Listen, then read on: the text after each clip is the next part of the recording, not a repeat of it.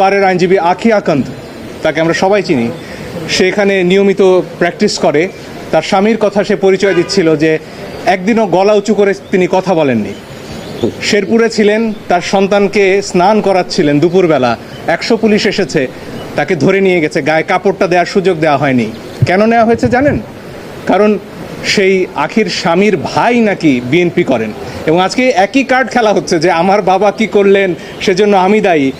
সারা আপা, তার বাবা ডক্টর কামাল হোসেন, হ্যাঁ, তাকে নিয়েও আজকে প্রশ্ন উঠছে, এবং আমরা নাকি বিশেষ উদ্দেশ্য চরিতার্থ করতে এখানে এসেছি। লিপি আপা আরও ভালো বলবেন। সেদিন সকাল 9:15 যেদিন কালকে আমরা তো এই পিটিশন দায়ের করলাম, লিপি আপা বললেন যে বাচ্চারা তো ডাক দিয়েছে রাস্তায় নামার, এদেরকে তো আবার গুলি করবে, আমরা কি কিছু করতে পারি না?